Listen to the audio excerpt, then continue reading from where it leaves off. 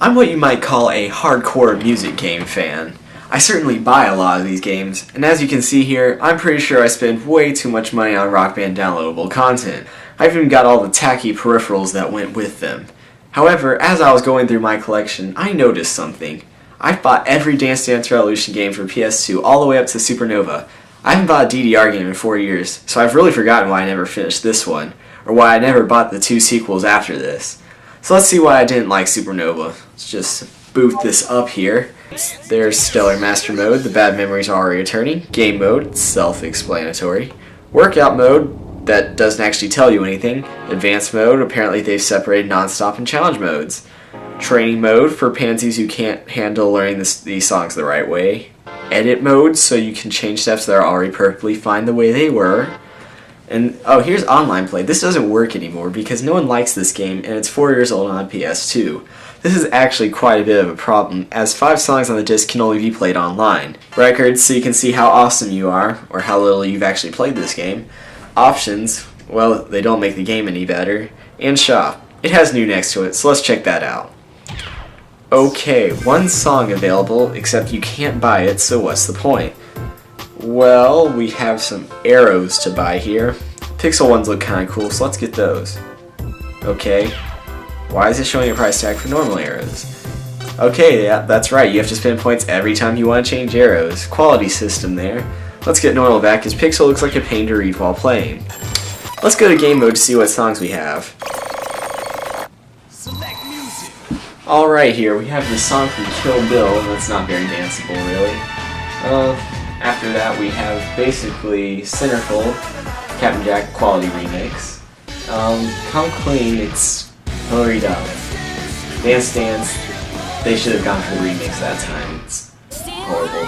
Freckles, I've been wanting this one for Extreme for a while, so I'm glad they put it in there. Just no, just never again. This one's interesting, it's probably the best song in the game, and it's a remix of a slow song. Have you ever tried speeding up the original and tried dancing with it? That's what this is, basically. And really, just jerk it out. It works.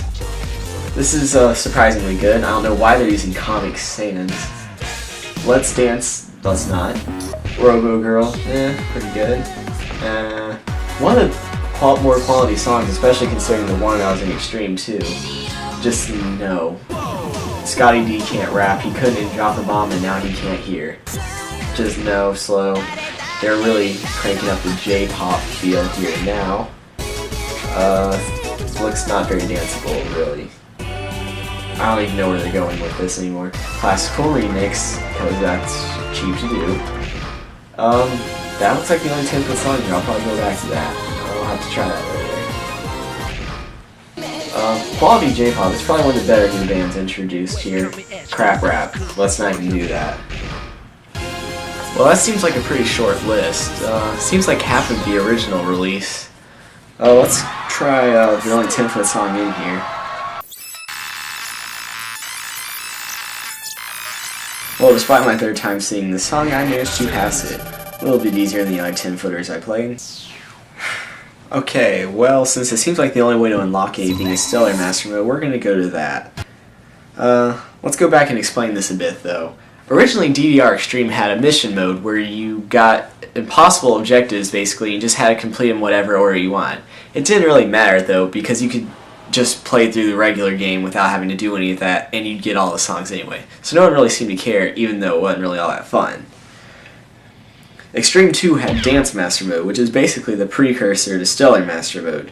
You could attempt multiple challenges in a fairly non-linear fashion, and most of them weren't too bad, barring a few that were just ridiculous, like hitting offbeats only, or outright jogging on the pad while avoiding any of the actual arrows. These are completely counterintuitive objectives that remove any semblance of dancing that the series once had. Most challenges in other games involve you thinking about the game in a different way, or requiring you to do something legitimately difficult. This is not the case here. Imagine you were playing Modern Warfare 2, and you had to run through the gulag in a Spec Ops, constantly spraying bullets all the time, and you couldn't hit anyone. That completely goes against any of the skills you've learned in the game. That's pointless. So let's see how bad Stellar Master Mode really is. Okay, well, there's a tutorial, don't need that. Let's see what the first planet has to offer. Well, the first thing I'm noticing is that we are going to Lawsuitville. It appears Konami has beat Eric Pride's To the Punch for Piano almost 2 years in advance. Seriously, one key change later and you are at the same song. Moving on now, most of these challenges look doable, although it seems that they are forcing you to do these at lower difficulties. Why? I've beaten these, so let's go down to the Showdown. First song is Centerfold, the remix by Captain Jack. Quite a good remix, I think. It's a shame that, the lead singer died quite a few years ago, so we're not getting any more of those. And it looks doable since they only require you to do it on medium difficulty.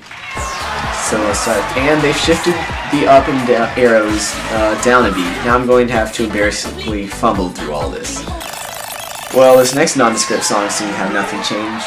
Well, seems to have only changed really what the arrows looked like, and just as I predicted, the pixel arrows are a pain to read.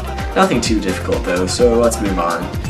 Next song is Unknown, probably generic techno. What's a full turn though? I have no idea. We're just going to do this. This looks pretty easy. Oh, now I get it. You're actually supposed to turn around on the pad. Like, they can't even enforce it. They just trust that you're going to do it. One of those pro tips, you can't get gamers to do stuff that's unenforceable.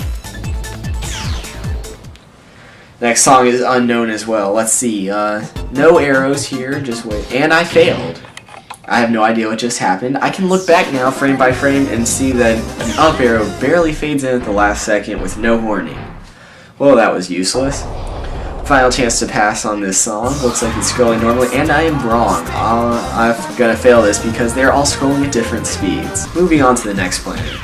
Another thing I'm recognizing are these fairies. They have the stupidest statements that even Dora the Explorer would be embarrassed to say. What does it mean to work out? How about you consult the menu of the game you're in? Well, these challenges seem impossible if not entirely luck-based. Let's see what songs we have to choose from. Well, we have 12 songs here, and you have to land on one with the roulette. I'm really liking these chances. The other luck-based thing is playing 2 songs in a row with a female character. You can't choose your character, though. Well, this is rigged. I'm going to choose Graduation, because in the arcade version of DDR Extreme, this song is about the character Emmy, who is in this game. Sure enough, it chooses her as the character, although anyone who is new to the series wouldn't know this, and I myself am embarrassed for knowing that. I pass, whoopee me, it's a pretty easy song. Now I'll choose another girly song, maybe that'll give me girl character. Alright, I get a fairy for this song, looks like girl to me, so it must be my lucky day. I finished the song, and it says I didn't get that task completed. That means this task is actually harder than I originally thought. I originally thought I had a 1 in 4 chance of actually completing this. 2 songs, 2 girl characters, and 1 in 4 chance. That's not the case. There's a third category, no gender at all. Not like that, some of these songs have music videos where no characters are displayed at all, and another thing where some characters are rigged to specific songs. It's basically like DDR Minefield Edition, but with even fewer clues and each click taking a minute and a half. Let's skip to the last planet.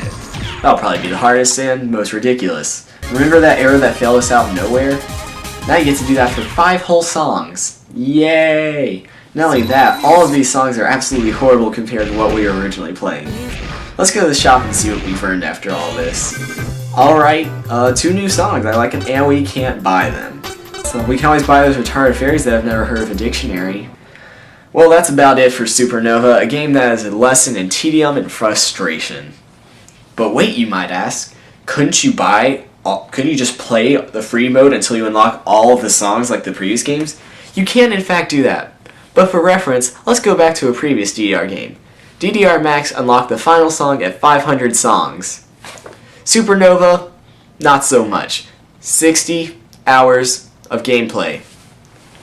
60 hours. For reference, 500 songs is about 12.5 hours, and most of the songs before that can be unlocked around 6. That's basically it for SuperNOVA, and the reason I never bought any of the other songs I found out is for a good reason. The sequels don't do much better. SuperNOVA 2, the US version doesn't even include the best thing about the arcade edition, which is Pluto Relinquished, the hardest song I've ever played, and for reference, no Asian or any person at all has AAA'd that song. That's ridiculous.